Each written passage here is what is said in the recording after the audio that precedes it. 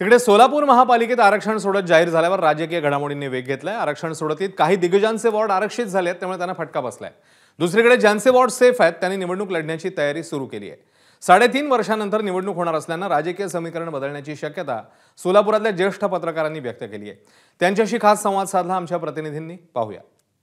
सोलापुरातले 3 वरिष्ठ पत्रकार माझ्यासोबत आहेत। खरं तर सर, आरक्षणाचा टप्पा जो आहे तो प्रारूप जरी झालेला असला तरी महत्त्वाचा टप्पा मानला जातो। अनेकांचं नशीब त्याच्यावरती आजमावलेलं असतं। कशा पद्धतीने मग त्या सगळ्या प्रक्रियेकडे आणि काय आत्ता नेमकं महानगरपालिकेने स्पष्ट केलं?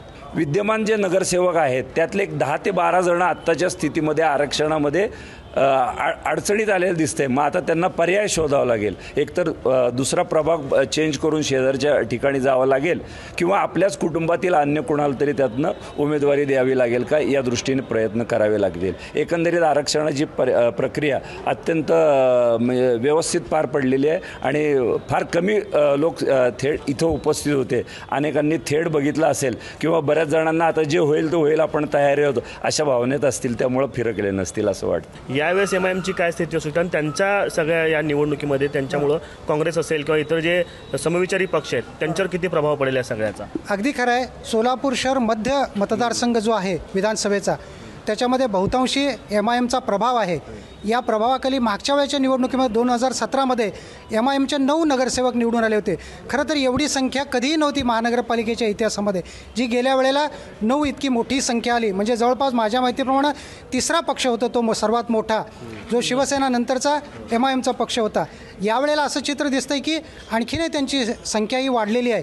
आता आरक्षणाच्या वेळेला काही एमआयएमचे आपले सहकारी मित्र भेटले तर त्यांचं म्हणणं असं होतं की यावेळेला आम्ही आणखीन मोठ्या प्रमाणावरती आम्ही निवडून आणू, आणि त्यांनी संख्या 22ची सांगितलेली आहे। विधानसभेत ते दिसलेलं पण आहे, तसं दिसलेलं आहे। त्यामुळं यावेळेला एमआयएम जर स्वतंत्रपणे लढला तर त्यांची संख्या आणखीन वाढण्याची शक्यता आपल्याला नाकारता येत नाही।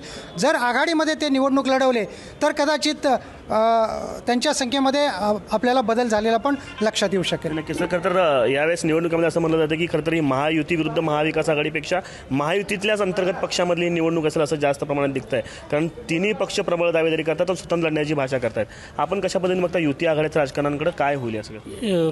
महायुती आणि महाविकास आघाडी एकूणच जर येथील चित्र पाहिलं, परंतु प्रत्येक जरी महायुती किंवा महाआघाडीची भाषा करत असलं तरीही प्रत्येकाचं एक सेकंड स्टेटमेंट आहे की अन्यथा आम्ही स्वबळावर लढणार। पण जनरली स्थानिक स्वराज्य संस्था किंवा महापालिका या कार्यकर्त्यांना संधी देण्याच्या निवडणुका मानल्या जातात। त्यामुळं स्वबळावरच सर्व पक्ष लढण्याची शक्यता जास्त आहे। आणि या अनुषंगानं जर भाजपचं सोलापूरचं चित्र जर पाहिलं तर भाजपकडून जे इनकमिंगचं एकूणच चित्र होतं त्याला भाजप अंतर्गत फार मोठा विरोध आहे। किंबहुना भाजप शहर कार्यालयासमोरच मोठं धरणं आंदोलन करण्यात आलं। ही भाजपच्या शिस्तबद्ध पक्षामध्ये पहिल्यांदाच घडलेली ही घटना आहे। यामुळं भाजप विरुद्ध भाजप असंही थोडंफार चित्र इथं दिसू शकते। काय राजकीय विश्लेषकांचे अंदाज बदलताना आपल्याला पाहायला मिळतील ते देखील सगळं पाहावं लागणार आहे। मात्र तुर्तास आरक्षणाचं प्रारूप आरक्षण ज्यावेळेस जाहीर झालं आहे त्यानंतरची ही स्थिती सोलापूर महानगरपालिकेची आपल्याला पाहायला मिळते। कॅमेरा पर्सन विकासचा आफताब शेख, एबीपी माझा, सोलापूर।